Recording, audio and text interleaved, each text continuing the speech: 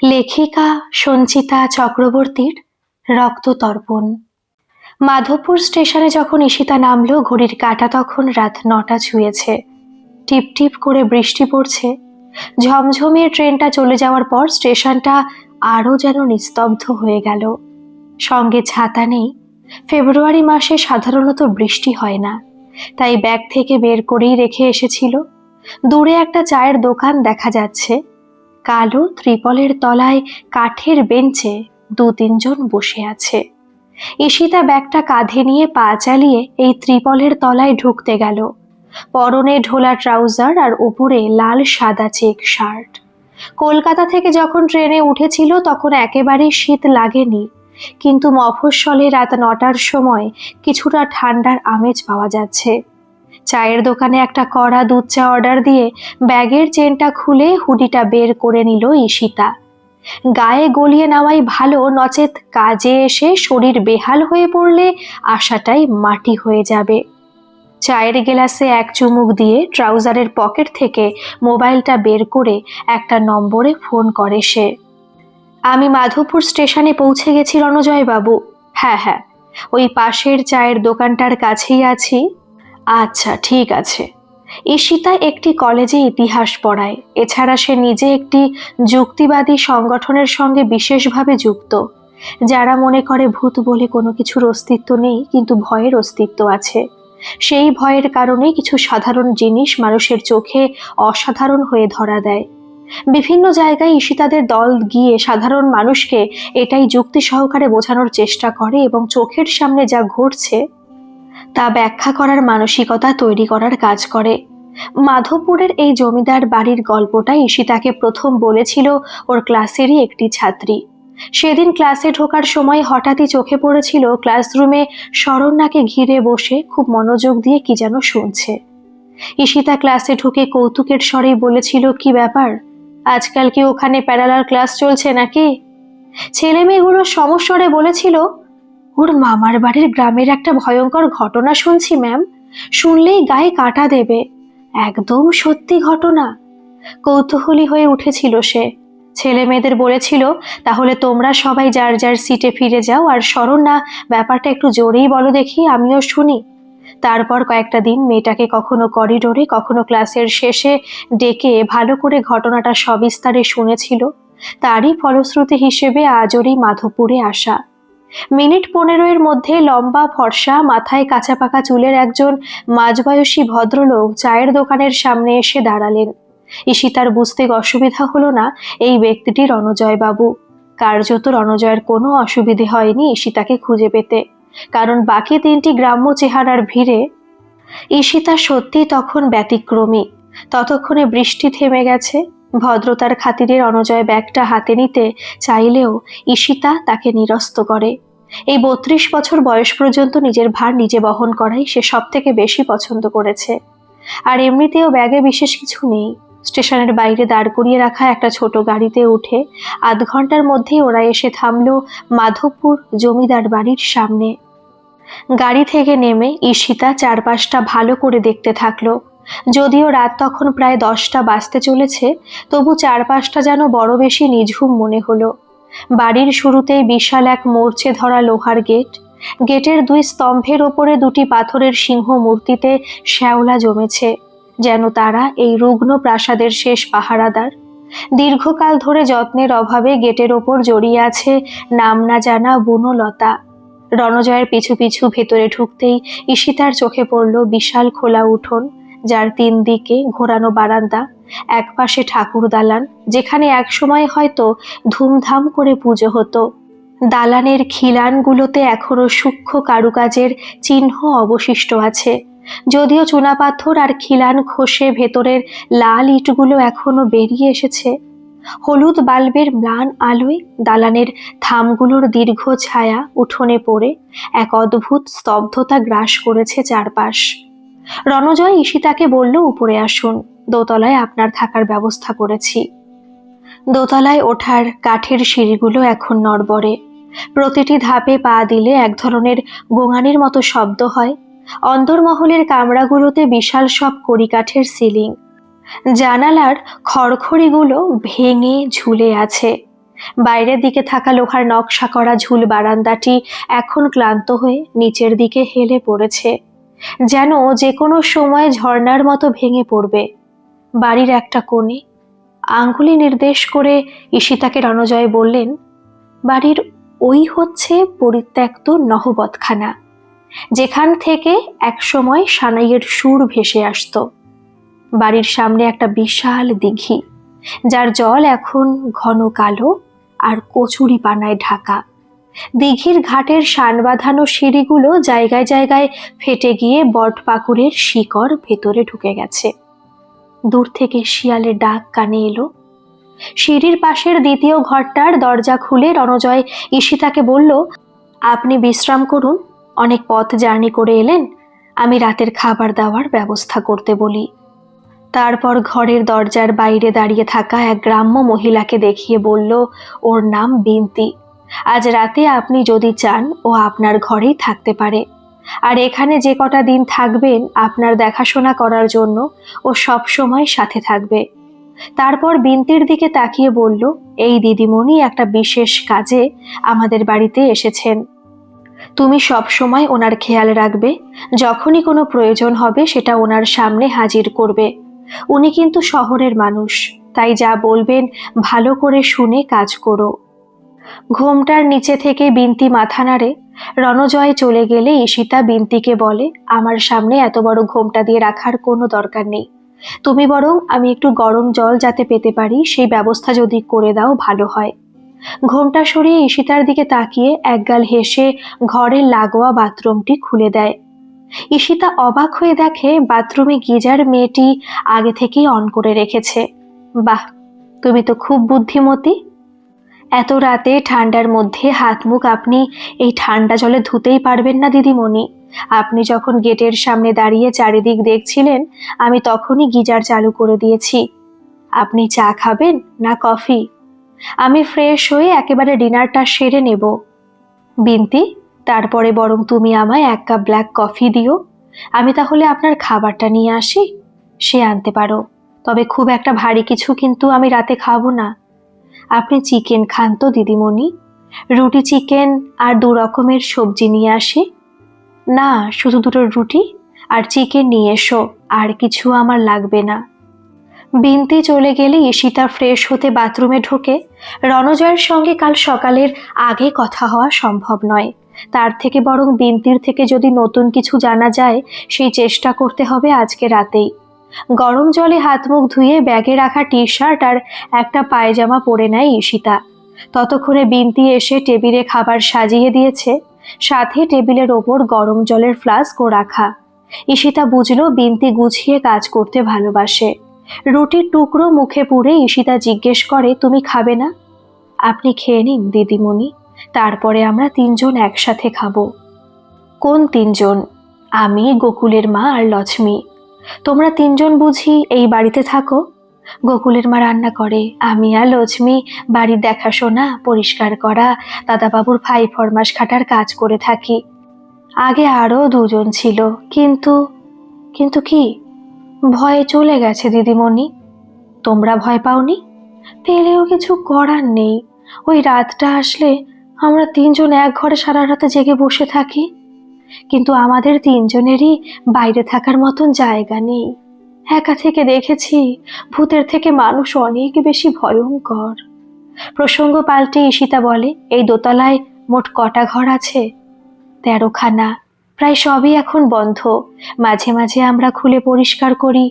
এর ওপরের তলার একখানা বড় ঘরে দাদাবাবু থাকেন। এতক্ষণে তিনি খেয়ে দিয়ে ঘরে ঢুকে গেছেন। তার ঘরের পাশে একটা মস্ত লাইব্রেরি আছে, সেখানে অনেক অনেক বই।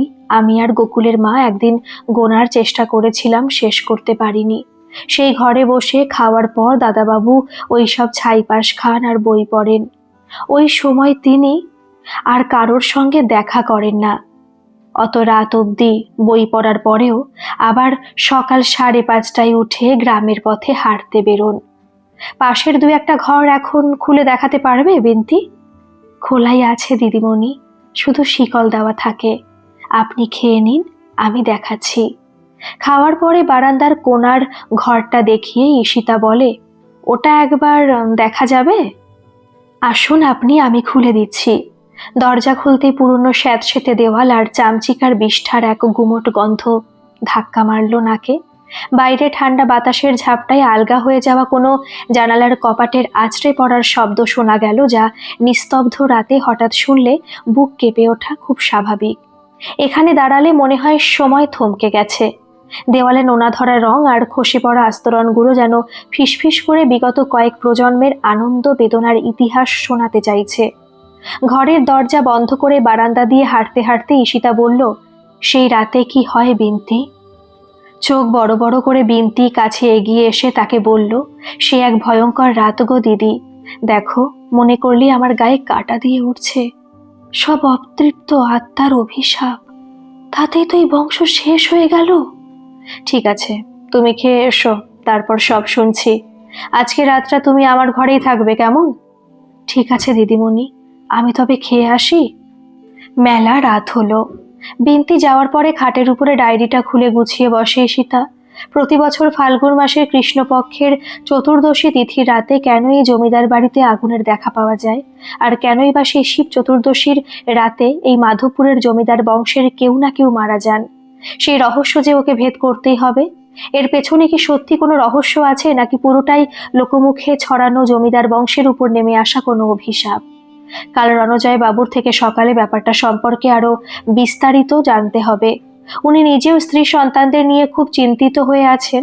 শুধু রণজয় নন, এই জমিদার বংশে এখন যে মানুষগুলি এই বাড়িতে বা বিভিন্ন শহরে ছড়িয়ে থাকেন, তারা সকলেই এই বিষয়টা নিয়ে খুব উদ্বিগ্ন। ঈশিতাদের দলের পক্ষ থেকে রণজয়ের সঙ্গে দেখা করে যখন বিষয়টার সম্পর্কে খতিয়ে দেখার অনুমতি চাওয়া হয়েছিল, তখন রণজয় সেই কারণেই এক কথায় রাজি হয়ে গিয়েছিলেন। বংশের অভিশাপের ভার বইতে বইতে বংশধরেরা এখন সত্যিই ক্লান্ত। ডায়েরিটা নিয়ে প্রথম থেকে যা যা শুনেছে সবটুকু পয়েন্ট করে গুছিয়ে লিখতে শুরু করলো ঈশিতা। গোটা 10-15 এরকম কেস কমপ্লিট হলে একটা বই লেখার ইচ্ছা আছে। সেই কারণেও প্রতিটা ঘটনার পুঙ্খানুপুঙ্খ লিপিবদ্ধ করা খুবই প্রয়োজন। পালঙ্কে বসে হাত বাড়িয়ে পাশের জানলাটা খুলে দিল। এক ঝলক ঠান্ডা বাতাসে চোখ মুখে ঝাপটা মারল। আসলে পুরনো আমলের বাড়িতে এক ধরনের ভ্যাপসা গন্ধ থেকে যায়। জানলাটা খুলে দেওয়াতে সেই গন্ধ যেন কিছুটা হালকা হলো। ঈশিতা আবার ডায়েরির লেখায় মন দিল। কিছুক্ষণ পরে দরজার আওয়াজে মুখ তুলে দেখে আঁচলে হাত মুছতে মুছতে বিন্তি ঘরে ঢুকলো। দিদিমণি, এখন আপনাকে এক কাপ কফি বানিয়ে দিই? দাও। বিন্তির দেওয়া কাপটা হাতে নিয়ে খোলা জানালার পাশে এসে দাঁড়ায় ঈশিতা। এই ঘরের জানলা দিয়ে বাইরে তাকালে দেখা যায় পাঁচিলের ওপারে বিশাল বড় এক দিঘি। বিন্তির মুখে শুনেছে এই দিঘির আশেপাশেও স্থানীয়রা আসতে চায় না। নিঝুম অন্ধকারে দিঘির জল এখন আর জল মনে হচ্ছে না, মনে হচ্ছে এক বিশাল কালো আয়না, যা আকাশের মেঘলা অন্ধকারকে নিজের বুকে ধরে রেখেছে। দিঘির পাড় জুড়ে শ্যাওলা ধরা পাথরের সিঁড়িগুলো জলের গভীরে হারিয়ে গেছে, যেন কোনো অতল গহ্বরের প্রবেশ পথ। জলের ওপর ঘন হয়ে জন্মানো কচুরিপানাগুলো কালচে সবুজ রঙের চাদরের মতো স্থির হয়ে আছে। মাঝে মাঝে কোনো একটা জলজ প্রাণী বা মাছের ঘাইয়ে সেই স্থিরতা যখন ভেঙে যায়, তখন জলের ওপর দিয়ে এক মৃদু ঢেউ খেলে যায়, যার শব্দ এই নিস্তব্ধতায় কোনো অশরীরী দীর্ঘশ্বাসের মতো শোনায়। দিঘির এক কোণে পুরনো একটা বটগাছ তার ঝুড়িগুলো জলের ওপর নামিয়ে দিয়েছে। দেখে মনে হয় কতগুলো কঙ্কালসার হাত জলের নিচ থেকে কিছু একটা খুঁজে পাওয়ার চেষ্টা করছে। দিঘির ওপার থেকে শুরু হয়েছে এক ঘন অবিন্যস্ত জঙ্গল। ফেব্রুয়ারি মাসের শেষ দিকের হালকা কুয়াশা সেই জঙ্গলের ভেতরে ধোঁয়াটে এক জাল বুনেছে। বড় বড় শিরীষ আর অশ্বত্থ গাছগুলো ডালপালা মেলে দিয়ে আকাশের দিকে তাকিয়ে আছে, ঠিক যেন আকাশ ধরার অপেক্ষায় থাকা কোনো প্রেতাত্মার হাত। রাতে জানলা খোলা রাখবে নাকি দিদিমণি? কেন বিন্তি, অসুবিধা হবে? ঠান্ডা লাগবে বুঝি? ঠান্ডা না দিদিমণি, গভীর রাতেও জঙ্গলের ভিতর দিঘির বুকে আলো জ্বলতে থাকবে, সে দৃশ্য চোখে দেখা যায় না। চতুর্দশী আসছে তো, তার আগে থেকে শুরু হয়ে গেছে সে অতৃপ্ত আত্মার তাণ্ডব। অনিচ্ছা সত্ত্বেও জানলাটা ভেজিয়ে দিয়ে ঈশিতা পালঙ্কে উঠে বসে। কফির কাপে চুমুক দিয়ে বিন্তিকে বলে, আমাকে এই অতৃপ্ত আত্মার গল্পটা একটু ভালো করে বলবে?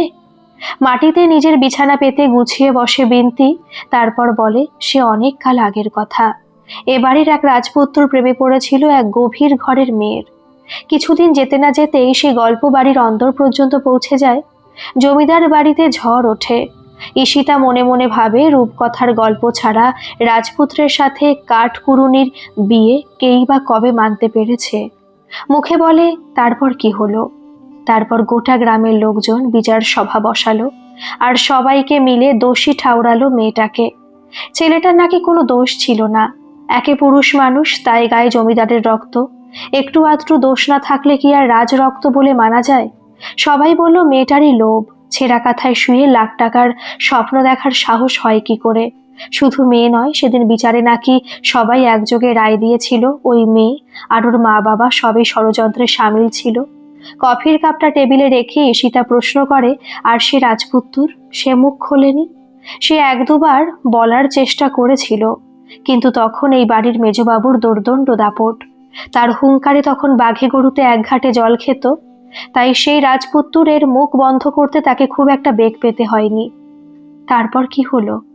তারপর মেয়েটার বাবা আর মাকে প্রকাশ্যে গাছের সঙ্গে বেঁধে 100 ঘা চাবুক মারার নিদান দিয়েছিল মেজবাবু, আর সেই চাবুক তুলে দিয়েছিল মেয়েটার হাতে।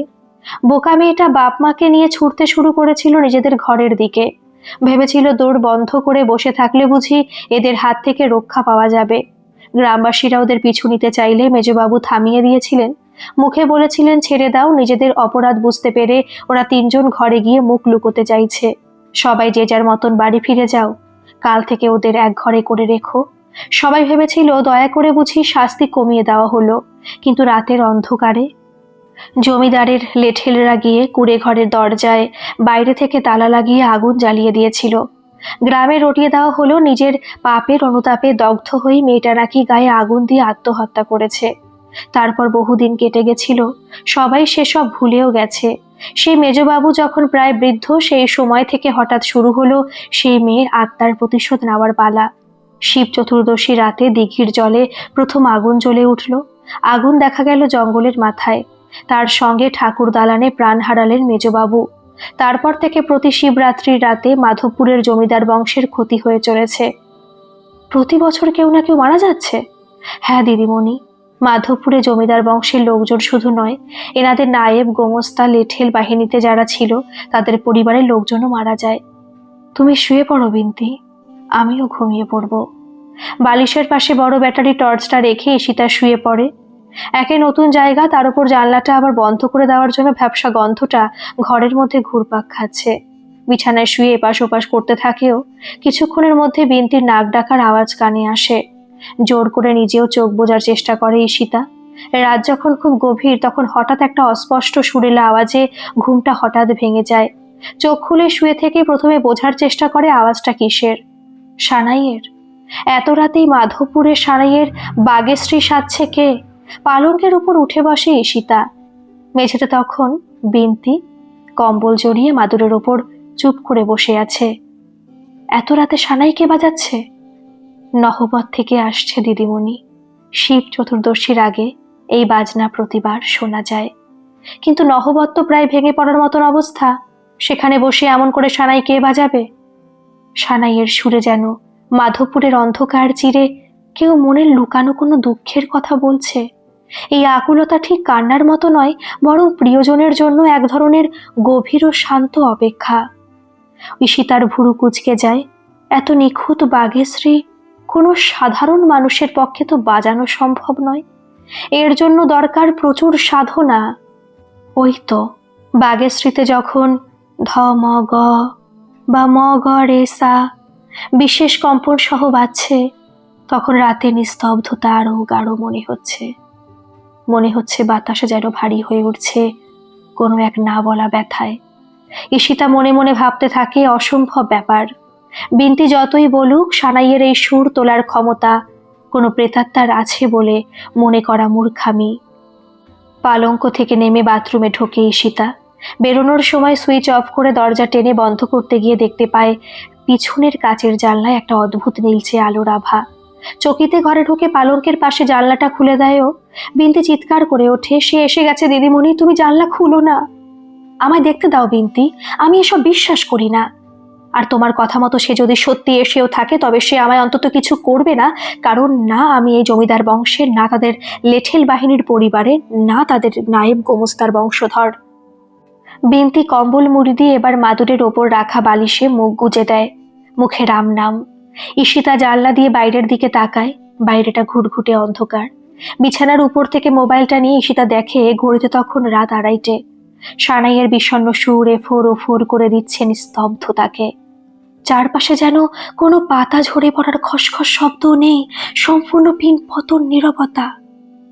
দিঘির কালো জলের বুকে নীলচে আগুনের আলো, এ এক এমন আলো যা অন্ধকার দূর করে না, কেবল তার গভীরতা বাড়ায়। দিঘির জলের ওপরে তার কাঁপা কাঁপা প্রতিফলন দেখে মনে হচ্ছে যেন কোনো প্রেতাত্মা গভীরতম প্রদেশ থেকে উঠে আসছে না বলা কথা বলার জন্য। ঈশিতা জানলার পাশে দাঁড়িয়ে দেখে নীলচে সবুজ আলো এক জায়গায় স্থির নয়, বরং সে বেশ অস্থির। সারাইয়ের সুর তখনও কেঁদে কেঁদে ঘুরছে জমিদার বাড়ির অন্তরে, আর ঘরের মধ্যে বিন্তির কাঁপা কাঁপা স্বরে রাম নাম বলা। জানলার পাল্লাটা টেনে দিতে গিয়ে ঈশিতার নাকে এলো আষ্টে একটা গন্ধ। পালঙ্কে ফিরে এসে কম্বলটাও গায়ে টেনে নিয়ে শুয়ে পড়ল। বিন্তি দেখতেও পেল না অন্ধকারের মধ্যেই ঈশিতার মুখে ফুটে উঠেছে মৃদু হাসি। আচ্ছা বিন্তি, সবাই বুঝলো কি করে সেই মেয়ের আত্মাই প্রতিশোধ নিতে আসছে, অন্য কেউ নয়? শুনেছি এক তান্ত্রিক বাবা এসেছিলেন মাধবপুরে, তিনি এই বাড়ির বাগান থেকে একখানা মরার মাথার খুলি উদ্ধার করেছিলেন। এই বাড়ির কর্তাদের তিনি প্রথম সতর্ক করে গেছিলেন যে অতীতে হওয়া কোনো পাপের ফলে এই বাড়ির বংশধরদের উপর নেমে আসতে চলেছে এক ভয়ানক অভিশাপ। সেই আত্মা প্রতিশোধ নেওয়া শুরু করবে। তার কিছুদিনের মধ্যে যখন মেজদা বাবু প্রথম মারা গেলেন আর তার সঙ্গে এসব ভুতুড়ে কাণ্ড ঘটতে শুরু করলো, তখন আর কারো বুঝতে বাকি রইল না এ ওই কনকলতার আত্মারই প্রতিশোধ। ঈশিতা মনে মনে ভাবে, সে তো বুঝলাম, না হয় তান্ত্রিক বাবা তোমাদের আগে থেকে বলে গেছিলেন বলে তোমরা বুঝতে পারলে কনকলতার আত্মা প্রতিশোধ নিতে এসেছে। কিন্তু প্রশ্নটা আমার অন্য জায়গায়, আর সেটা হলো কনকলতার আত্মা এতদিন পরে কেন প্রতিশোধ নেওয়া শুরু করলো, আগে কেন নয়? আচ্ছা বিন্তি, সেই রাজপুত্রের কি হয়েছিল? তিনি তো বিদেশে পাড়ি দিয়েছিলেন, কিছুতেই যেতে চাননি দেশ ছেড়ে, মেজকর্তা জোর করে পাঠিয়ে দিয়েছিলেন। তারপর থেকে ওখানেই থাকতেন। এক মেম বিয়ে করে গোটা তিনেক ফুটফুটে ছেলে পেলে নিয়ে ওখানে তার ভরা সংসার ছিল। মেম মারা যাওয়ার পরে এক ছেলে নিয়ে এখানে অনেক বয়সকালে ফিরে এসেছিলেন, এখন এখানেই থাকেন। তার এই ছেলেটির একটা পা জন্ম থেকেই সরু, চলাফেরা করতে পারে না, কিন্তু ভারী মিষ্টি স্বভাবের। আর কাল সকালে যখন তোমার সঙ্গে সবার দেখা হবে তখন দেখো আমি কেন তাকে রাজপুত্তুর বলছি। প্রেতাত্মা সে রাজপুত্তুর বা তার ছেলের উপরে কোনো প্রতিশোধ নিল না কেন? তা তো বলতে পারবো না দিদিমণি। তারপর খানিক বাদে উত্তর দিল, আমাদের মতো মেয়েদের ভালোবাসা তো নিজেকে পুড়িয়েও ভালোবাসার মানুষকে রক্ষা করতে চায়, তাই হয়তো। ভোর রাতে ঘুমটা হঠাৎ ভেঙে গেল ঈশিতার। কাল বিন্তির সঙ্গে টুকটাক কথা বলতে বলতে কখন যে চোখটা লেগে গিয়েছিল বুঝতেই পারিনি। ঘুম ভাঙলে বুঝতে পারলো গলা শুকিয়ে পুরো কাঠ। বিছানার পাশে টেবিলের ওপর থেকে জলের বোতল নিয়ে বেশ কিছুটা জল খেয়ে নিল ঈশিতা। নিচে বিন্তি অঘরে ঘুমোচ্ছে। সানাইয়ের শব্দ তখনও গুমড়ে গুমড়ে সারা বাড়িতে কেঁদে কেঁদে মরছে। বিন্তির দিকে একবার তাকিয়ে নিজের পরবর্তী পদক্ষেপ ঠিক করে নেয় ঈশিতা। হাত বাড়িয়ে নিঃশব্দে হুডিটা গলিয়ে নেয় গায়ে, তারপর বালিশের পাশে রাখা বড় টর্চটা সঙ্গে নিয়ে দরজা ভেজিয়ে ঘর থেকে বেরোয়। মোবাইলটা ট্রাউজারের পকেটে চালান করে নিজের মন শক্ত করে ধীরে ধীরে নহবতখানার দিকে এগোতে থাকে। আকাশ এখন কালো। বারান্দা দিয়ে ঝুঁকে একতলায় চোখ রেখে দেখতে পেল বাল্বের দুঃখী হলুদ আলোয় ঠাকুর দালান আধো আলো আধো অন্ধকারে মায়াময় পরিবেশ সৃষ্টি করেছে। গতকাল রাতে রণজয় নহবতখানা কোন দিকে ওকে চিনিয়েছিল সেই পথেই ধীরে ধীরে এগোতে থাকে ঈশিতা। সানাইয়ের শব্দ ওই নহবতখানা থেকেই আসছে। কে বাজাচ্ছে সানাই এত রাতে? এত নিখুঁত সুর তুলে আকাশ বাতাস বিষণ্ণ করে দিচ্ছে যে, তেমন জাতের শিল্পী লোকচক্ষুর আড়ালে থেকে যায় কি করে? ঈশিতার বুকটা ঢিপ ঢিপ করছিল।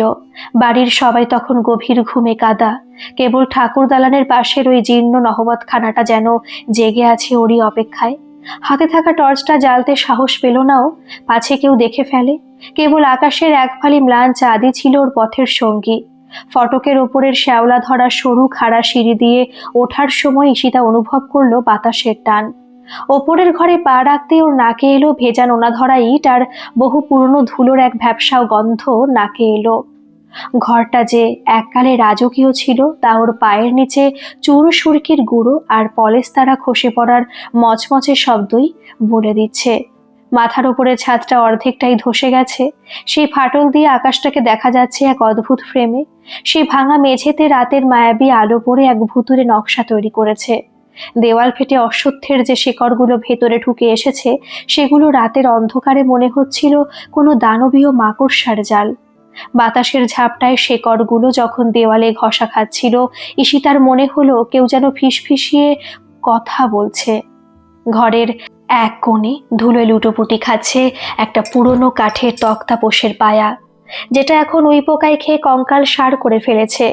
এখন পাশে একটা তবলার খোল পড়ে আছে।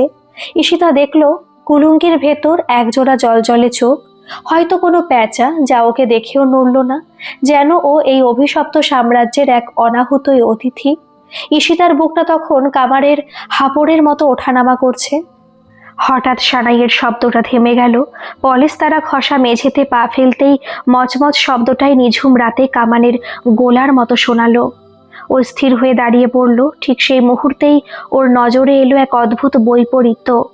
ভাঙা নহবতখানার এক কোণে, যেখানে দেওয়ালের অশ্বত্থ শিকড়গুলো সাপের মতো কুণ্ডলি পাকিয়ে একটা কুলুঙ্গিতে আষ্টে পৃষ্ঠে ধরে আছে, সেখানে ধুলোর আস্তরণের মাঝে টর্চের জোরালো আলোয় কিছু একটা চিকচিক করে উঠল। একটু ইতস্তত করে কুলুঙ্গির ভেতরে হাত বাড়াতেই ওর আঙুলে ঠেকলো মসৃণ ঠান্ডা প্লাস্টিকের ছোঁয়া। সাবধানে জিনিসটি বের করে আনতেই অবাক হয়ে গেল। একটা ছোট্ট কালো ব্লুটুথ স্পিকার। নীল রঙের একটা ছোট্ট ইন্ডিকেটর লাইট মিটমিট করে জ্বলছে, যেন এই অন্ধকারের মাঝে ওটাই একমাত্র জীবন্ত হৃৎপিণ্ড। ঈশিতা মৃদু হাসলো। স্পিকারটা হাতে নিয়ে সাবধানে নহবতখানা থেকে বেরিয়ে আবার ঘরে এসে যখন পৌঁছলো, তখন দু একটা কাক সবে কাকা ডাকতে শুরু করেছে। নাইট বাল্বের হালকা আলোর মধ্যে বিন্তিকে ডিঙিয়ে খাটে ওঠার সময় মেয়েটার পায়ে ওর পা ঠেকে গেল। ও সন্তর্পণে তাকিয়ে দেখলো বিন্তি তখনও ঘুমিয়ে আছে। রাতে বড় জোর ঘন্টা দুয়ে ঘুমোতে পেরেছে।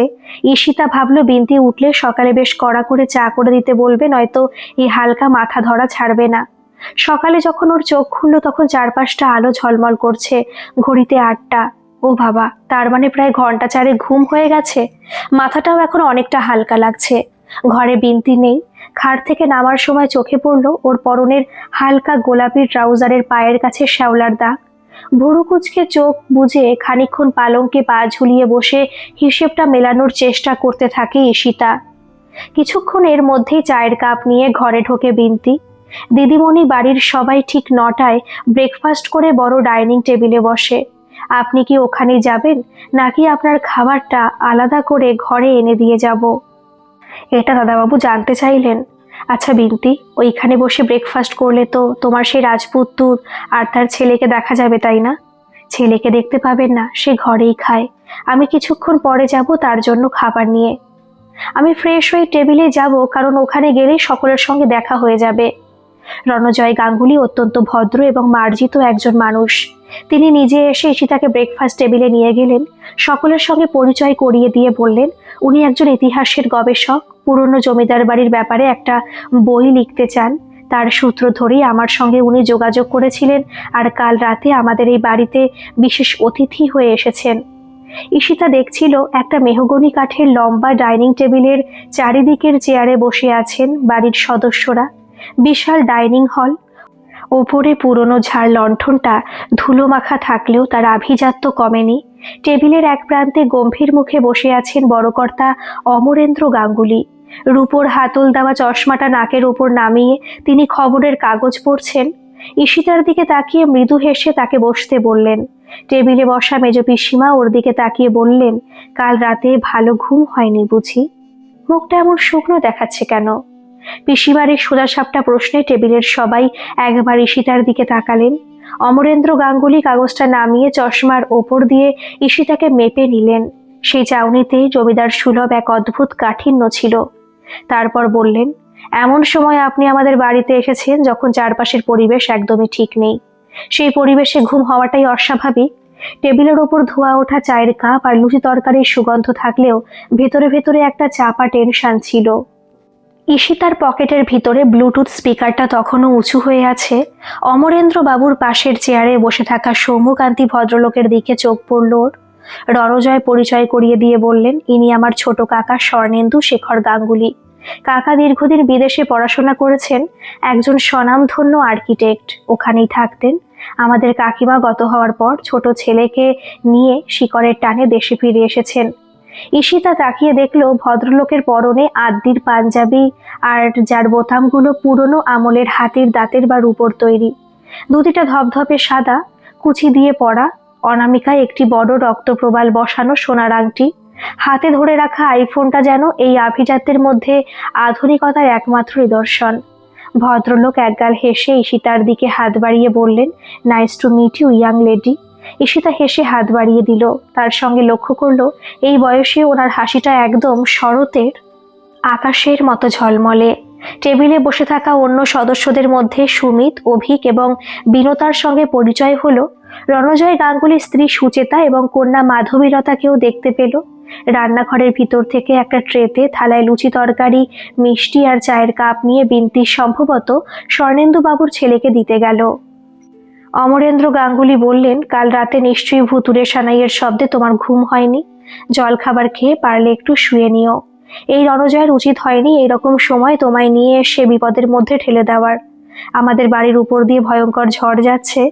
চশমাটা খুলে তার কাজ পরিষ্কার করতে থাকেন বৃদ্ধ। তারপর বলেন, সানাইয়ের শব্দটা শুরু হলেই বুকের মধ্যে হৃৎপিণ্ডের শব্দটা যেন বড় বেড়ে যায় গো মা। মনে হয় যেন সমন পাঠালেন ভগবান। ঈশিতার মায়া হলো ভদ্রলোকের প্রতি। সে পকেট থেকে ধুলো মাখা ছোট্ট ব্লুটুথ স্পিকারটা বের করে টেবিলের ওপর রাখলো। কয়েক জোড়া চোখ কৌতূহলের দৃষ্টি নিয়ে ওর দিকে তাকালো। আত্মবিশ্বাসী কণ্ঠে ঈশিতা বলল, এই হলো আপনাদের সানাইয়ের শব্দের উৎস। রণজয় গাঙ্গুলি চেয়ার থেকে উঠে ঈশিতার পাশে এসে দাঁড়ালেন। এটা আপনি পেলেন কোথায়? আপনাদের ভাঙা নহবতখানা থেকে আজ ভোর রাতে উদ্ধার করেছি। স্বর্ণেন্দু শেখর আঁতকে উঠলেন। তুমি ওই রাত্রিরে নহবতখানায় ঢুকেছিলে? হ্যাঁ। রণজয় উত্তেজিত কণ্ঠে বললেন, আপনি জানেন কত বড় বিপদ হতে পারত? ওই নহবতখানা যে কোনো সময় ভেঙে পড়বে, তাছাড়া সাপের বাসা তো আছেই। উত্তেজিত হবেন না রণজয় বাবু, ঝুঁকি নিয়ে কাজ করতে হয় আমায়। আর দেখুন, আমার কিছুই হয়নি। বহাল তবিয়তে আপনাদের সঙ্গে বসে লুচি তরকারি খাচ্ছি। কিন্তু এই ব্লুটুথ স্পিকার তো নিশ্চয়ই কারো না কারো ফোনের সঙ্গে কানেক্টেড। সে কে? সে কে তা এখনো সঠিকভাবে জানি না রণজয় বাবু। তবে যে গল্প শুনে আপনার বাড়িতে আমার আশা, তার যুক্তিগ্রাহ্য একটা ব্যাখ্যা দিতে পারবো বলেই আমার মনে হয়। গভীর রাতে বাঘেশ্রী রাগ চালিয়ে ভয়ালো পরিবেশ তৈরি করা হয়েছিল বলে যখন প্রমাণ পেয়েছি, তখন এর পিছনে কারণটিও খুঁজে বের করতে পারবো বলেই মনে হয়। অমরেন্দ্র গাঙ্গুলি এতক্ষণ চুপ করে বসেছিলেন। তারপর বললেন, আমার পুরো জমিদারির বদনাম হয়ে গেছে মা। লোকে এটাকে ভূতের বাড়ি বলছে। দীর্ঘদিন আগে ঘটে যাওয়া একটা ঘটনার সঙ্গে যোগ আছে মনে করে আমরা সবাই ভীত হয়ে উঠেছি। আর তুমি না হয় এই সানাইয়ের শব্দটার উৎস খুঁজে পেলে। কিন্তু শিব চতুর্দশীর আগে দিঘিতে যে আগুন জ্বলে ওঠে, বা প্রতিটি শিব চতুর্দশী রাতে কোনো না কোনো মানুষের প্রাণহানি ঘটে, এই ঘটনা ব্যাখ্যা করবে কি করে? জানি না কার উপরে এবারে খাড়া নেমে আসবে। চেয়ার ছেড়ে উঠে বৃদ্ধ ধীরে ধীরে ডাইনিং হল ছেড়ে বেরিয়ে যান। ঈশিতা রণজয় বাবুকে বলে, আপনাদের ওই দিঘির পাড়ে যাওয়ার একটু ইচ্ছে আছে, কিন্তু ওপাশ দিয়ে যেতে গেলে একটা বড় লোহার গেট পড়ে দেখছি। তাতে তালা দেওয়া আছে। ওই তালা একটু খুলে দেওয়ার ব্যবস্থা করতে পারেন? আমি তোমায় দিঘির পাশে নিয়ে যাচ্ছি। স্বর্ণেন্দু শেখরের প্রস্তাবে মনে মনে খুশি হলো ঈশিতা। এর মধ্যে বিনতি ফের ডাইনিং এ এসে ঢুকলো। বিহান খেয়েছে বিনতি? হ্যাঁ বাবু, বিহান দাদা খেয়ে এখন খাটে বসে বই পড়ছে। বাহ, তোর যত্নে ছেলেটা আমার এখন একটু তাও খাওয়া দাওয়া করছে ঠিকভাবে। স্বর্ণেন্দু ঈশিতাকে বলেন, তুমি একটু দাঁড়াও, আমি বরং ছেলেটাকেও উপর থেকে নামিয়ে নিয়ে আসি। বেচারি চার দেওয়ালের মধ্যে থেকে হাঁপিয়ে ওঠে। বিনতি, অভিক, সুমিত ধরাধরি করে বিহানের হুইল চেয়ার একতলায় নামিয়ে দেয়। বিশাল লোহার গেটের তালা খুলে স্বর্ণেন্দু বাবু, ঈশিতা, বিহান আর বিনতি দিঘির পাড়ে এসে পৌঁছায়। দিঘিটা এতটাই বড় যে ওপারের ঘাটগুলো কুয়াশা আর রোদের ঝিলমিলে ঝাপসা দেখায়। দিঘির এক কোণে থিকথিকে কচুরিপানা আর বুনো পদ্মের জঙ্গল। দু একটা সাদা বক মূর্তির মতো এক পায়ে দাঁড়িয়ে মাছের অপেক্ষায় নিমগ্ন। পূব দিকের ঘাটটা শ্বেত পাথরের ছিল এককালে, এখন তার শ্যাওলায় পিছল। ঘাটের ফাটল দিয়ে ছোট ছোট ঘাস আর বুনো ফুল উকি দিচ্ছে। দিঘির ঠিক গা ঘেঁষে শুরু হয়েছে ঘন জঙ্গল, যা এককালে হয়তো জমিদারদের বাগান ছিল। আম জাম আর বিশাল সব অশ্বত্থ গাছ ডালপালা বিস্তার করে আকাশটাকে ঢেকে রেখেছে। দুপুরবেলাতেও সেখানে আলো ছায়ার এক মায়াবী লুকোচুরি চলে। বাতাসে ভিজে মাটি, পচা পাতা আর বুনোর ল্যান্টানা ফুলের একটা তীব্র মাদকতাময় গন্ধ। জঙ্গলের ভেতর থেকে এক নাগাড়ে ঝিঝি পোকার ডাক ভেসে আসছে, যা নিস্তব্ধতাকে আরো গাঢ় করে তোলে। মাঝে মাঝে কোনো শুকনো ডাল ভাঙার শব্দ বা পাখির ডাক ঈশিতাকে চমকে দিচ্ছিল। হঠাৎ ঈশিতার চোখে পড়ে দিঘির জলে মাছ ভেসে উঠেছে। এত মাছ মরে গেছে! প্রত্যেকবার শিব চতুর্দশীর আগেই ভাবে দিঘিতে মাছ মরে ভেসে ওঠে। আপনি তো একজন আর্কিটেক্ট, দীর্ঘদিন বিদেশে ছিলেন, তারপরও আপনি অভিশাপের গল্প বিশ্বাস করেন? যখন উপযুক্ত যুক্তি ছাড়া নিজের চেনা মানুষের একের পর এক মৃত্যু দেখতে হয়, তখন যুক্তিতর্কের বোধটা মনে হয় বেশিরভাগ মানুষেরই হারিয়ে যায়। আমি এমনিতেই খুব দুর্বল মানুষ ঈশিতা, তার উপর বিহানকে নিয়ে আমার চিন্তার শেষ নেই। যতদিন মারিয়া ছিল ততদিন একরকম, কিন্তু আমি না থাকলে ওর যে কি হবে সেটা ভেবে বড় চিন্তা হয়। বিহানের হুইল চেয়ার ঠেলে নিয়ে ওদের থেকে একটু তফাতে বিনতি চলেছে, সেদিকে তাকিয়ে স্বর্ণেন্দু বললেন, ছেলেটা আমার একদম রাজপুত্র ছিল জানো, হঠাৎ যে কি হলো, পোলিওয় ওর পাটা একদম নষ্ট হয়ে গেল। আপনাকেও কিন্তু একজন রাজপুত্র বলে, ওই যে সে আপনার ছেলের হুইল চেয়ার ঠেলে নিয়ে যাচ্ছে। মৃদু হাসি খেলে যায় বৃদ্ধার মুখে। আর রাজপুত্র, আমার পাপেই হয়তো এই বংশ শেষ হতে বসেছে। এভাবে বলবেন না, আপনি ভালোবেসেছিলেন। ভালোবাসা কি পাপ হতে পারে? ভালোবাসার মানুষকে শেষ অবধি রক্ষা করতে না পারাটা পাপ। আমার মতন অপদার্থ দুর্বল চিত্তের মানুষকে ভালোবেসে ওর জীবনটা শেষ হয়ে গেছে, এটা আমার পাপ। আমি সেদিন কনকলতাকে বড়দের রোষ থেকে বাঁচাতে পারিনি। এতদিন পরেও স্বর্ণেন্দু শেখরের গলায় হাহাকার স্পষ্ট। কিছু দূর থেকে বিহানের হালকা সুরেলা গলা ভেসে এলো। বিহান গাইছে, people talking without speaking, people hearing without listening. এই মাধবপুরে দিঘির পাড়ে এসে পল সাইমনের গান শুনতে পাবে এ আশায় সীতা কখনো করেনি। স্বর্ণেন্দু শেখর বলে চলেন, তুমি ইতিহাসের গবেষক, এতক্ষণে এবারই সব ইতিহাসই তোমার জানা হয়ে গেছে। শুনেছি গভীর রাতে নাকি আপনাদের বাড়ির লেঠেলরা কনকলতার বাড়িতে আগুন লাগিয়ে দিয়েছিল। পরের দিন সকালে খবর পেয়ে আমি বিজনকে খোঁজ নিতে পাঠিয়েছিলাম। সে আমার খুব বিশ্বস্ত ছিল, ভেবেছিলাম অন্তত শেষ কাজটুকু যদি করতে পারি। বিজন খবর দিয়েছিল ঘরটা পুরোপুরি ভস্মীভূত হয়ে গেছে, কিন্তু কোনো লাশও সেখানে খুঁজে পাইনি। ঈশিতার চোখে পড়ল বিহান হুইল চেয়ার থেকে ঝুঁকে পথের ধারে হয়ে থাকা বনফুল তুলে বিন্তির হাতে দিল, আর বিন্তি হাসি মুখে সেই ফুল নিজের খোপায় লাগিয়ে নিল। দেখে ঈশিতা মনে ভাবে, ইতিহাস কি এইভাবে ফিরে আসে? যুগে যুগে কি রাজপুত্ররা এইভাবেই কাঠকুড়ালির প্রেমে পড়ে?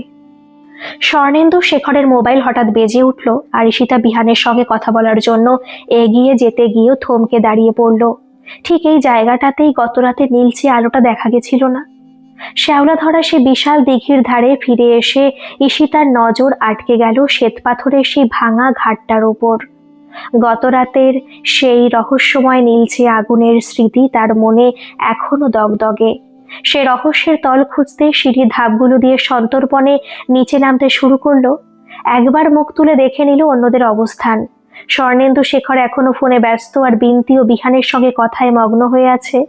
ঈশিতা বুঝলো বিহান আর বিন্তির মধ্যে যে সমীকরণ কাজ করছে। এখন সহসা সেখানে প্রবেশ না করাই ভালো, তার থেকে বরং এই সুযোগে এদিকে কিছু পাওয়া যায় কিনা দেখে নিলে ভালো হয়। রোদের ঝিলিমিলি তখনও ঘাটের ফাটলে ফাটলে খেলা করছে।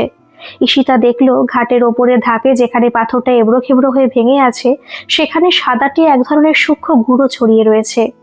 ঈশিতা নিচু হয়ে আঙুল দিয়ে আলতো করে সেই সাদা গুঁড়োটা ছুঁয়ে দেখলো। তারপরে ঘাটের সিঁড়ি দিয়ে নিচে নামতে থাকলো। এক উৎকট আষ্টে গন্ধ তার নাক কুঁচকে আসছিল। ঈশিতা চোখ তুলে দেখলো শ্বেতপাথরের সেই ভাঙা ঘাটের চারপাশে টলটলে জল নেই, বরং সেখানেই ভাসছে থমথমে মৃত্যু। গত রাতের সে নীল আগুনের উৎসব যে কতটা প্রাণঘাতী ছিল তার প্রমাণ এখন জলের ওপর ছড়িয়ে ছিটিয়ে আছে। ঘাটের শ্যাওলা ধরা একদম নিচের দিকের ধাপগুলোর খাঁজে খাঁজে আটকে আছে অসংখ্য ছোট বড় মাছ। চুনোপুঁটি থেকে শুরু করে বড় রুই কাতলা সবগুলোর পেট ওপরের দিকে উল্টানো। মাছগুলোর রূপালি আঁশ সূর্যের আলোয় এক অদ্ভুত ফ্যাকাশে সাদা দেখাচ্ছিল। ট্রাউজারের পকেট থেকে রুমাল বের করে নাকে চেপে ধরল ঈশিতা। এই জায়গায় দাঁড়িয়ে আষ্টে গন্ধ সহ্য করা সত্যি অসম্ভব, তাই সাবধানে সিঁড়ি বেয়ে ও ওপরে উঠে আসতে লাগলো।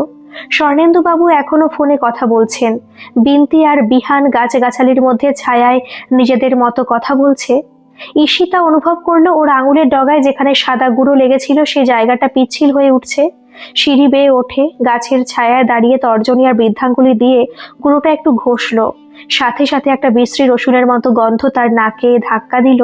সে অবাক হয়ে দেখলো আবছা অন্ধকারেও তার আঙুলের ডগাটা থেকে একটা প্রেতাত্মার মতো নীলচে আভা বিচ্ছুরিত হচ্ছে। ঈশিতার মুখ দিয়ে বেরিয়ে এলো নীলচে আগুন। আঙুলের ডগাটা অল্প বিস্তর জ্বালাও করছে তখন। কিমি লুমিনেসেন্স, ঈশিতা নিজের মনে বিড়বিড় করলো। ফোনে কথা বলা শেষ করে স্বর্ণেন্দু শেখর ঈশিতার কাছে এগিয়ে এসে বললেন, একটা খুব দরকারি ফোন এসে গেছিল তাই।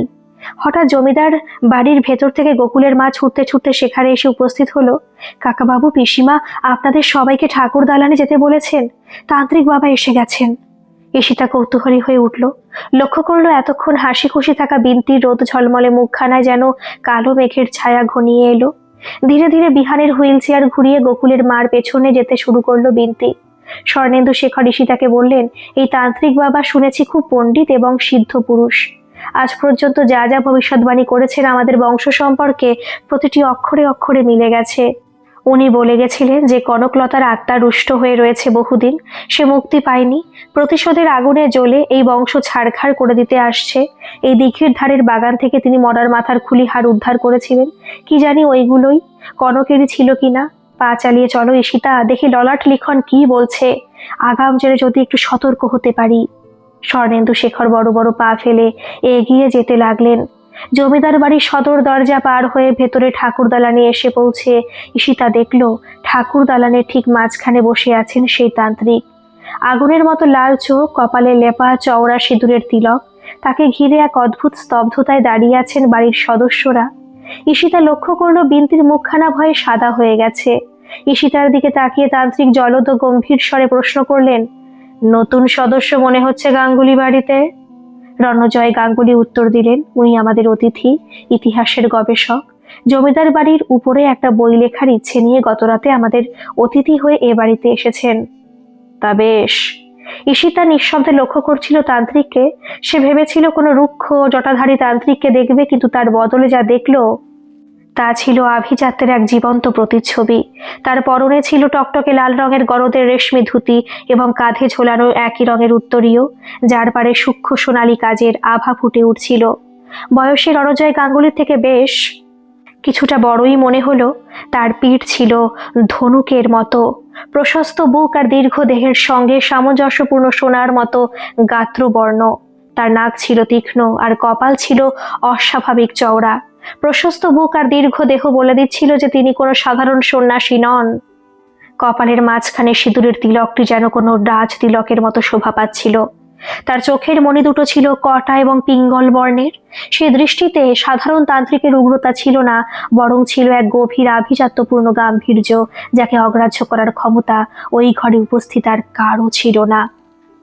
কণ্ঠস্বরটিও জলদ গম্ভীর। ধীরে ধীরে থেমে থেমে ব্যক্তিত্বপূর্ণ স্বরে স্পষ্ট উচ্চারণে প্রতিটি কথা অমরেন্দ্র বাবুকে বোঝাচ্ছিলেন তান্ত্রিক। একসময় ঈশিতার দিকে তাকিয়ে তিনি বললেন, আমি এই বাড়ির সদস্যদের সঙ্গে বিশেষ কিছু কথা এখন আলোচনা করব। ঈশিতা বুঝল ঠাকুর দালানে তার উপস্থিতি এখন তান্ত্রিক পছন্দ করছেন না। রণজয় বাবুর দিকে একবার তাকিয়ে সেই জায়গা থেকে কোনো কথা না বলে ঈশিতা দোতলার নিজের ঘরে পৌঁছে গেল। ঘড়িতে তখন 11:30 বেজে গেছে। স্নান সেরে নিয়ে খাটে বসে ডায়েরিটা বার করে কিছু কথা লেখার চেষ্টা করতে লাগলো সে। দিদিমণি, এখন কি তুমি একবার চা কফি কিছু খাবে? বিন্তি, আমায় একটা ব্ল্যাক কফি করে দিতে পারবে? ঘাড় নেড়ে কফি তৈরি করে ঈশিতার সামনে এগিয়ে ধরে সে। এই তান্ত্রিক বাবা কোথা থেকে আসেন?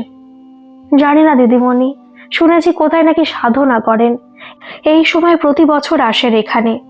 সাধনা কতটা কি করেন আমি জানি না, তবে এমন সুন্দর চেহারার তান্ত্রিক আমি জীবনে প্রথমবার দেখলাম। হাতের আঙুলে সোনার আংটি দেখলাম। এ বাড়ি থেকে তার মানে প্রাপ্তি ভালোই হয়। শুনেছি প্রতি মাসে মোটা মাসোহারা পৌঁছে যায় বাবার কাছে।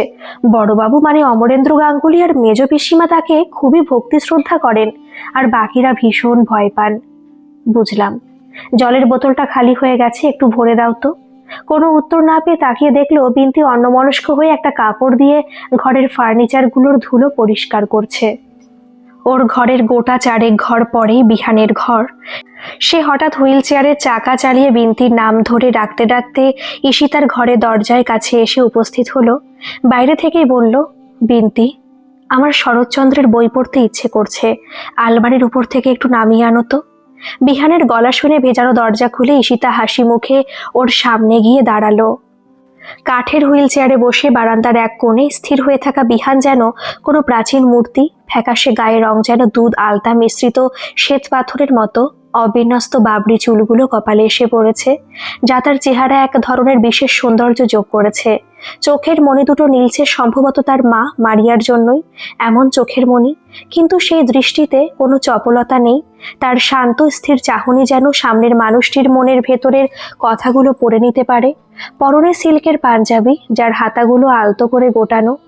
পায়ের ওপর ঢাকা দেওয়া থাকে একটি কাশ্মীরি পশমিনা শাল, যা তার পঙ্গুত্বকে আড়াল করার এক বিফল চেষ্টা মাত্র। দেখে মনে হলো ঈশিতার থেকে কয়েক বছরের ছোটই হবে। ঈশিতা হাসি মুখে বলল, বিহান বাবু, তোমার সঙ্গে আলাপ করার খুব ইচ্ছে ছিল। ভালোই হলো তুমি আমার ঘরের কাছে চলে এসেছো। তুমি বললাম বলে কিছু মনে করো না, আসলে মনে হয় তুমি আমার থেকে বেশ কিছুটা ছোট, আমায় দিদি বলতে পারো। বিহান মিষ্টি করে হেসে বলল, না না, আমি কিছু মনে করিনি। বাহ, এতদিন বিদেশে থাকার পরেও তো তুমি বেশ সুন্দর বাংলা বলতে পারো। বাবা ছোটবেলা থেকে আমায় অনেকগুলো ভাষা শিখিয়েছেন দিদি, বাংলাও তার মধ্যে একটা। আসলে আমার তো অখণ্ড অবসর, বসে বসে বিভিন্ন ভাষার সাহিত্যে ডুবে থাকার চেষ্টা করি। এখন অনেকটা সময় বাবা ওপরে আসতে পারবেন না, তাই বিন্তিকে বলছিলাম শরৎ সাহিত্য আলমারির উপরের তাক থেকে পেরে দেওয়ার জন্য। কেন, বাবা বুঝি এ সময় ব্যস্ত থাকেন? রোজ থাকেন না, কিন্তু ওই যে আজ তান্ত্রিক বাবা এসেছেন, ওনার জন্যই এখন উপরে আসতে পারবেন না। লম্বা মিটিং চলবে কিনা। কোনো কথা না বলে বিন্তি ওদের পাশ দিয়ে বিহানের ঘরের দিকে চলে গেল। মনে হয় বইখানা পেরে দেওয়ার জন্যই। তোমার তান্ত্রিক বাবাকে দেখে ভয় লাগে না? অস্বস্তি হয় একটা। আসলে কি বলতো দিদি, যেটা আমরা সাধারণ মানুষ সাধারণভাবে করতে পারি না, সেই জিনিস যখন আমাদের সামনে দাঁড়িয়ে আরেকটা মানুষ করে দেখায়, তাকে দেখলে কিছুটা অস্বস্তি হওয়াটাই মনে হয় স্বাভাবিক। হ্যাঁ, এই তান্ত্রিকদের দেখলে সাধারণভাবে একটা ভয় বা অস্বস্তি অনেকের মধ্যেই কাজ করে। আমি প্রথম দিকে ওনাকে দেখে ভয় পাইনি যেন, কিন্তু যখন থেকে শুনেছি উনি মৃত্যু নিয়ে পূর্বাভাস দিতে শুরু করেছেন, তখন থেকে একটা অস্বস্তি হয়। উনি বলে দেন কে মারা যাবে, না ঠিক তা নয়, তবে যে মারা যাবে সে পুরুষ না নারী তা বলে দেন, তার বাড়ি কোন দিকে হবে সেটাও বলে দেন। চারপাশে চোখ বুলিয়ে ঈশিতা দেখে এক্ষুনি এইখানে বিহান আর ও ছাড়া কেউ নেই। গলার স্বরটা একটু খাদে নামিয়ে জিজ্ঞেস করে, যারা মারা গেছে তাদের কারো স্বাভাবিক মৃত্যু হয় না? এইসব ঘটনা শুরু হওয়ার পর থেকে দেখেছি এই চতুর্দশীতে যাদের মৃত্যু হয় তারা হয় হার্ট অ্যাটাকে, নয়তো দুর্ঘটনায় মারা যাচ্ছে। সত্যি? তবে তুই তান্ত্রিককে দেখলে তোমার অস্বস্তি হওয়া স্বাভাবিক। অথচ জানো, ওনাকে দেখলে আমার বড় দাদুর কথা মনে পড়ে যায়। বড় দাদু বলতে অমরেন্দ্র গাঙ্গুলির বাবা মুরলীধর গাঙ্গুলি। আমাদের বসার ঘরে ডান দিকের দেওয়ালে দেখবে ওনার একটা বিশাল অয়েল পেন্টিং রাখা আছে। তাই বুঝি? বিন্তি ফিরে এসে বিহানের হুইল চেয়ারের পিছনে দাঁড়ায়, বলে, তোমার বই পেরে দিয়েছি, ঘরে চলো এখন। তারপর ঈশিতাকে বলে, দিদিমণি, এখন থেকে বাড়ির লোকের সব খাওয়া দাওয়া মাথায় উঠলো। বিহান তাকে খাইয়ে আমি তোমার খাবার ঘরে এনে দেবো, কেমন? ও সম্মতি জানাতে বিহানের হুইল চেয়ার খানা টেনে নিয়ে বিন্তি তাকে ঘরে পৌঁছে দিতে গেল। সিঁড়ির কাছে এসে ঈশিতা ইতস্তত করছিল। এই বাড়িতে সবাই যদিও খুব সহজভাবে ওর সঙ্গে মিশছে, তবুও বনেদিয়ানা অনেক সময় নিজেই একটা পাঁচিল সৃষ্টি করে দেয়। তাই অনুমতি না নিয়ে বসার ঘরে যাওয়াটা ঠিক হবে কিনা চিন্তা করছিল। হঠাৎ দেখা হয়ে গেল মাধবীলতার সঙ্গে। বছর 13 ফুটফুটে মেয়েটা লাফিয়ে লাফিয়ে সিঁড়ি দিয়ে নামছিল। ঈশিতাকে দেখে একগাল হেসে বলল, ঠাকুর দালানের যেও না এখন, তোমার আমার বিহান কাকার, বিন্তি, লক্ষ্মী আর গোকুলের মার ওখানে যাওয়া মানা। ওখানে বড়রা কথা বলছে তান্ত্রিক দাদুর সাথে। সে না হয় না গেলাম, কিন্তু তুমি তোমাদের বাড়ির বসার ঘরটা আমাকে একটু দেখাতে পারো? সে আর কেন পারবো না, এক্ষুনি নিয়ে যাচ্ছি সেখানে, চলো। মাধবীলতার সাথে সে ঘরে পৌঁছে সীতা থমকে দাঁড়ালো। ঘরটি বিশাল, যার ছাদ সাধারণ বাড়ির চেয়ে অন্তত 3 গুণ উঁচু। কড়িবর্গার সেই ছাদ থেকে ঝুলে আছে ধুলোবালি আর মাকড়সার জালে ঢাকা এক বিশালাকার ক্রিস্টাল ঝাড় লণ্ঠন। ঘরের মাঝখানে রাখা আছে বিশাল সব খোদাই করা সেগুন কাঠের সোফা আর চেয়ার। দেওয়াল জুড়ে টাঙানো রয়েছে এই বংশের পূর্বপুরুষদের বিশাল সব তৈলচিত্র। সময়ের মলিন আস্তরণ পড়লেও তাদের শিকার করা বাঘের চামড়ার ওপর পা রেখে দাঁড়ানো বা হাতে নলি ভরা বন্দুক ধরা ছবিগুলো এখনো এক ধরনের অবদমিত অহংকার প্রকাশ করছে। মেঝেতে বিছানো রয়েছে এককালের দামি পারস্য গালিচা, যার কারুকার্য এখন প্রায় বোঝাই যায় না। দেওয়ালের একপাশে এক বিশাল বেলজিয়াম গ্লাস। আয়নাটির পারদ চটে গিয়ে সেখানে এক অদ্ভুত কালো ছোপ ধরেছে। বসার ঘরের এক কোণে রাখা একটা নিচু টেবিলে একটা রূপোর ছাইদানি পড়ে আছে। বিহানের কথা মতো ডান দিকের দেওয়ালে টাঙানো তৈলচিত্রটির কাছে এগিয়ে গেল ঈশিতা।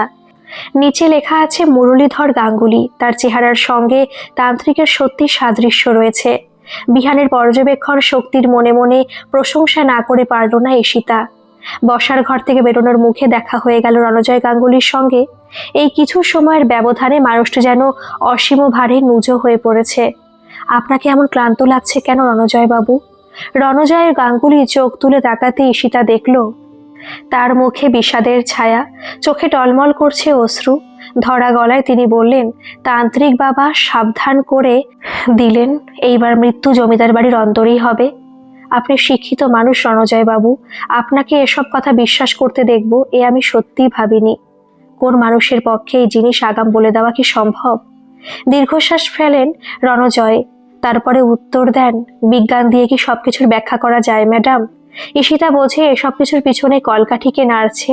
সেটা যতক্ষণ সে নিজে বুঝতে পারবে না, ততক্ষণ এই বাড়ির সদস্যদের মনে জমে থাকা ভয়, আশঙ্কা আর কুসংস্কারের পাহাড় রাতারাতি উপড়ে ফেলা তার পক্ষে সম্ভব নয়।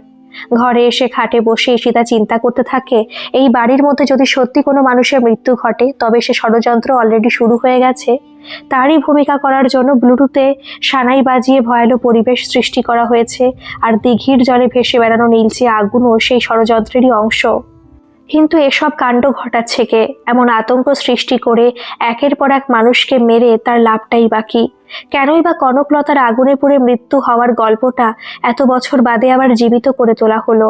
ঈশিতা ঠিক করলো আজ সারাদিন তাকে খুব সতর্ক থাকতে হবে। ষড়যন্ত্রকারী বা অপরাধী যতই তীক্ষ্ণ বুদ্ধির অধিকারী হোক না কেন, কিছু না কিছু ভুল সে অবশ্যই করবে। আর সে ভুলের অপেক্ষা বিনিদ্রভাবে করাই তার একমাত্র কাজ। জমিদার বাড়িতে এক বিষাদের ছায়া নেমে এসেছে। দুপুর গড়িয়ে বিকেল হলো, বিকেল গড়িয়ে সন্ধে নামলো। তান্ত্রিক বাবার হাতে ঠাকুর দালানে কুলদেবতার সন্ধ্যা আরতি হলো। বাড়িটার প্রতিটি কোণ এখন গাঢ় কালচে ছায়ায় নিমজ্জিত। ওপরের বারান্দার সেই ভাঙা রেলিংগুলো যেন কঙ্কালের আঙুলের মতো আকাশের দিকে চেয়ে আছে। ঠাকুর দালানের এক কোণে তান্ত্রিকের জ্বালানো সেই ঘিয়ের প্রদীপটা নিভু নিভু হয়ে জ্বলছে। একা বসে থাকতে থাকতেই সীতার দম বন্ধ হয়ে আসছিল। এত বড় বাড়িতেই কয়েকজন সদস্য যে কোথায় কোন ঘরে রয়েছে বোঝাই যায় না। একটু আগে গোকুলের মা আর লক্ষ্মীকে রান্নাঘরের দিকে যেতে দেখলো। সন্ধেবেলায় চার বিস্কিট দিয়ে গেছে বিনতি, আর কিছু খাবে কিনা জিজ্ঞাসা করেছিল, কিন্তু পরিবেশটাই এমন ঈশিতার আর কিছু খেতে ইচ্ছে করেনি। ও আনমনে সিঁড়ি দিয়ে উঠে দোতলার বারান্দা জুড়ে হেঁটে বেড়াতে লাগলো। হঠাৎ নজরে এলো বিনতি বিহানের ঘর থেকে ছুটে বেরিয়ে গেল। তাকিয়ে দেখলো হাওয়ায় সে ঘরে দরজার পর্দা নড়ছে। ভেতর থেকে ভেসে আসছে বিহানের গলা, তবে তরে নয়ন ঝরে, ওগো প্রিয়তমে, এ জন্মে দেখা না হলে দেখা হবে পর জন্মে। ঈশিতা দেখলো বিনতি আধো অন্ধকারে ঠাকুর দালানের পাশে দাঁড়িয়ে মুখে আঁচল চাপা দিয়ে কাঁদছে। বিনতি আর বিহানের মধ্যে যে সম্পর্কের একটা অন্যরকম রসায়ন তৈরি হচ্ছে, ঈশিতার চোখ সেটা ধরতে পেরেছিল। কিন্তু এখন বিনতির কান্না তার মনকে সতর্ক হতে বলল। সে দেখলো আঁচলে চোখ মুছে বিনতি এদিক ওদিক তাকিয়ে ধীরে ধীরে ঠাকুর দালান থেকে নেমে যে পথটা দিঘির দিকে যাচ্ছে সেই দিকে গেল। ঈশিতা দেরি করলো না। বেশ শীত করছে এখন। তার হুডিটা ঘর থেকে নিয়ে আসলে ভালো হতো, কিন্তু এখন হুডি আনতে গেলে মেয়েটা চোখের আড়াল হয়ে যাবে। ঈশিতা সাবধানে বিনতির পিছু নিল। চোখের জল মুছতে মুছতে ঠাকুর দালান পেরিয়ে বিন্তি ত্রস্ত পায়ে হেঁটে চলেছে। পুরো বাড়িটা যেন মনে হচ্ছে রহস্যের মায়াজালে নিজেকে আষ্টে পৃষ্ঠে জড়িয়ে রেখেছে। নিজেকে কিছুটা তফাতে রাখাই শ্রেয় মনে করলো ঈশিতা। অন্ধকার একটা স্থানে বিন্তি কারোর জন্য অপেক্ষা করছে। অন্ধকারে ঈশিতার বুকটা উত্তেজনায় হাঁপড়ের মতো ওঠানামা করছে। হঠাৎ তার নজরে এলো জমিদার বাড়ির পশ্চিম কোণে, যেখানে দেওয়াল থেকে চুন বালি খসে কঙ্কালসার ইট বেরিয়ে এসেছে, সেখানে একটা ভাঙা পিলারের আড়াল থেকে বেরিয়ে এলেন সেই তান্ত্রিক। অন্ধকারের মাঝেও তান্ত্রিকের সেই খাড়া নাক আর পিঙ্গল চোখের মণি দুটো যেন জ্বলছে। বিন্তি তান্ত্রিকের পায়ে আছাড় খেয়ে পড়ল। ঈশিতা দেখল বিন্তির শরীরটা থরথর করে কাঁপছে, যেন কোনো হিংস্র শিকারীর সামনে একটি ভীত হরিণী। পায়ের কাছে প্রায় কুঁকড়ে সে বসে আছে। বিন্তির মাথা নিচু, তার কান্নার গোঙানি ঈশিতার কানে আসছিল, কিন্তু তান্ত্রিকের পাথুরে মুখে তার কোনো প্রভাব নেই। সে বুঝতে পারল যাবতীয় কলকাঠি এখান থেকেই নাড়া হয়, কিন্তু কেন? কিছুটা ভয় দ্বিধা ওকে গ্রাস করছে। সামনে এগিয়ে গেলে তান্ত্রিক যদি ওকে সরাসরি আঘাত করেন। তান্ত্রিকের চেহারার সামনে মার্শাল আর্ট জানা ঈশিতাও যে খুব একটা কিছু করতে পারবে সে আশা নেই। তবু দিনের পর দিন মানুষের বিশ্বাসের সুযোগ নিয়ে ঘটে চলা এমন একটা হত্যা লীলা বন্ধ করতে নিজেকে একটু ঝুঁকির মধ্যে এখন না ফেললেই নয়। পকেটে হাত ঢুকিয়ে পড়ে নিজের সংগঠন যুক্তি ওর ছায়ার অন্যতম সদস্য রাহুলের নাম্বারে কল লাগালো ঈশিতা। এখন কলটা অনই থাকবে। ওর দলের 3 জন সক্রিয় সদস্য এখন মাধবপুর থানায় বসে রয়েছে। তান্ত্রিক যেখানে রয়েছে তার থেকে কয়েক হাত দূরে একটা অন্ধকার থামের আড়ালে নিজেকে লুকিয়ে রেখেছে ঈশিতা। তান্ত্রিকের মৃদু অথচ রুষ্ট গম্ভীর স্বর ওর কানে এলো।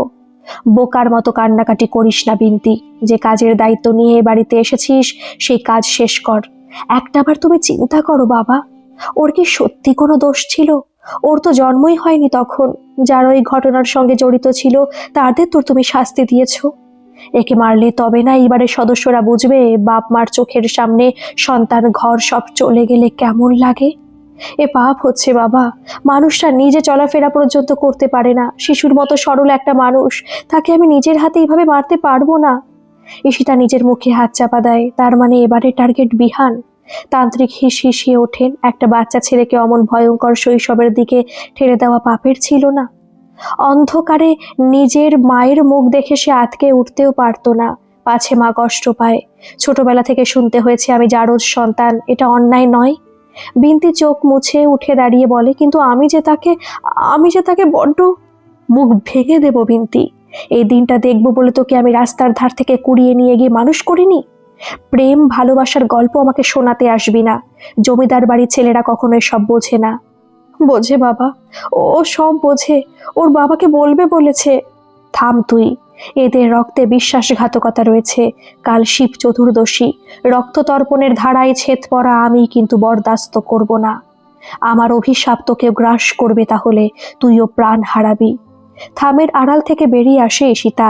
হঠাৎ ওকে সামনে দেখে তান্ত্রিক আর বিন্তি দুজনেই চমকে ওঠে। বিন্তি মাটি থেকে উঠে ছুটে এসে ঈশিতার হাত জড়িয়ে ধরে বলে, এখানে তুমি কেন আসতে গেলে দিদিমণি? সেদিন নহবতখানা থেকে ব্লুটুথ স্পিকারটা নিয়ে আসার পরে খাটে ওঠার সময় তোমার পায়ে আমার পা লেগে গিয়েছিল বিন্তি। পরে দেখলাম নহবতখানায় ওঠার সিঁড়ির শ্যাওলা আমার পায়ের ট্রাউজারে ঠিক সেই জায়গায় যেখানে তোমার পায়ে আমার পা ছুঁয়েছিল। তখনই আমার তোমার প্রতি সন্দেহ হয়। বিন্তির হাত শক্ত করে ধরে তান্ত্রিকের দিকে তাকিয়ে ঈশিতা বলে, এক প্রজন্মের ভুলের সাজা পরের প্রজন্ম কেন পাবে বলতে পারেন? তোমায় এই বাড়িতে দেখেই আমি সন্দেহ করেছিলাম। আমার অভিশাপের মুখে যদি পড়তে না চাও এই মুহূর্তে এই বাড়ি ছেড়ে তুমি চলে যাও। ঈশিতা বলে, আপনার শক্তি হিংসার, ধ্বংসের, আমার শক্তি মানুষের আলোয় আনার। অভিশাপে কারোর জীবন ধ্বংস হয় না তান্ত্রিক বাবা। আপনি ক্রোধে, হিংসায়, প্রতিশোধ স্পৃহায় উন্মত্ত হয়ে প্রায় পাগল হয়ে গেছেন। দুটো হাত মুঠো করে আকাশের দিকে তাকিয়ে চিৎকার করে তান্ত্রিক, হ্যাঁ হ্যাঁ হ্যাঁ, আমি পাগল। আমার মায়ের পোড়া চেহারার প্রতিশোধ নেওয়ার জন্য আমি পাগল। ছোটবেলা থেকে বিনা পিতৃ পরিচয়ে বড় হওয়ার জন্য আমি পাগল। আমার অন্তঃসত্ত্বা মায়ের সামনে আমার দাদু দিদার আগুনে জ্বলে ওঠা দেখার দৃশ্য কল্পনা করতে করতে আমি পাগল। মাঝি কনকলতার সঙ্গে খুব বড় অন্যায় হয়েছিল, কিন্তু সে অন্যায় তো করেছিলেন এই বাড়ির একজন নির্দিষ্ট সদস্য।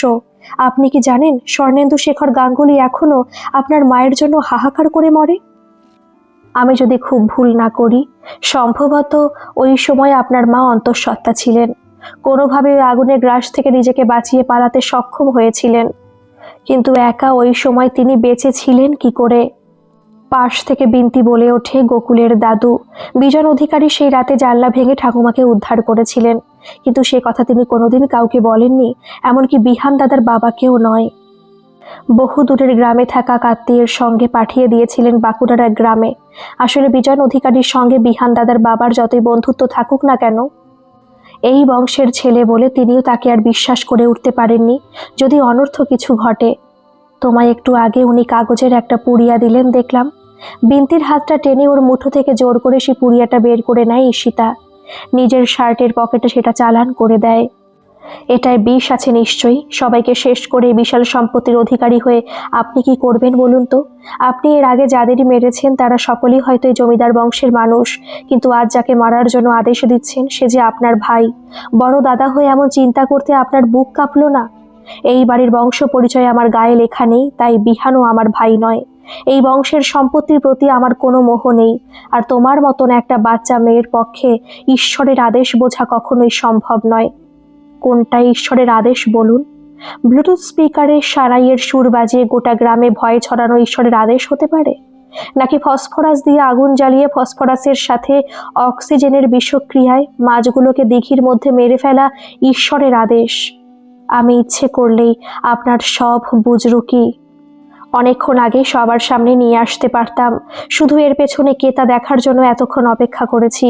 তান্ত্রিককে ওর দিকে ক্রুদ্ধভাবে তেড়ে আসতে দেখেও ঈশিতা কড়া গলায় বলে, আপনি ভাববেন না আমি একেবারে বিনা অস্ত্রে আপনার সঙ্গে লড়তে এসেছি। আপনার বলা প্রতিটা কথা এতক্ষণে থানায় বসে থাকা আমার সংগঠনের সদস্যদের কাছে পৌঁছে গেছে, তাই সবটুকু স্বীকারোক্তি কিন্তু সেখানে ধরাই আছে। এখন অবধি 10 জন মানুষকে আপনি এইভাবে মেরেছেন। আপনার পুরো কর্মকাণ্ডের ইতিহাস শোনার জন্য মাধবপুর থানার পুলিশ অপেক্ষা করে বসে আছে। 10টা বছর ধরে মাধবপুরের এতগুলো মানুষকে আতঙ্কে ভুগতে বাধ্য করেছেন। হিংসার বদলা কখনো হিংসা দিয়ে নেওয়া যায় কি? শান্তভাবে কোনোদিন এসে স্বর্ণেন্দু শেখর গাঙ্গুলির সামনে দাঁড়িয়ে নিজের পরিচয় দিয়েছেন? একবার দিয়ে দেখতে পারতেন তিনি কি ভূমিকা পালন করেন। আপনার এই দাড়ি গোফের আড়ালে যে চেহারা রয়েছে, সেই চেহারা যে অমরেন্দ্র গাঙ্গুলির বাবা মুরলীধর গাঙ্গুলির সঙ্গে মিলে যায়, সে তথ্য তো বিহারের চোখও বুঝতে পেরেছে। তখনকার দিনে মানুষের মন মানসিকতা অন্যরকম ছিল, এখন সময় পাল্টেছে। আপনি সহজ পথে সমাধানের চেষ্টা একবারও না করে এত জটিল কেন হয়ে গেলেন? এবার আপনার এই ভুল কাজের ফলশ্রুতি হিসেবে আপনার সাথে সাথে বিনতিও ভেসে গেল। ওকেও হয়তো আপনার এই ষড়যন্ত্রে সামিল থাকার জন্য এবং প্রত্যক্ষভাবে আপনাকে মদত দেওয়ার জন্য ওর জীবনের অনেকটা অংশ গড়াদের পেছনেই কাটাতে হবে। ঈশিতাকে ধাক্কা মেরে ফেলে ওর হাত থেকে বিনতিকে ছিনিয়ে নিয়ে তান্ত্রিক সেই অন্ধকারের মধ্যে দিয়ে গা ঢেকে দিতে চায়। ঈশিতা পিছন থেকে জোরে বলে ওঠে, ও চেষ্টা করবেন না তান্ত্রিক বাবা, বাড়ির চারদিক পুলিশ ঘিরে ফেলেছে। মাধবপুরের আতঙ্ক এখন থেকে গড়াদের পিছনেই শোভা পাবে। গল্পটি কেমন লাগলো অবশ্যই কিন্তু কমেন্ট করে জানাবেন, আর ভালো লাগলে একটা সাবস্ক্রাইব করে আমার পাশে থাকবেন। ধন্যবাদ।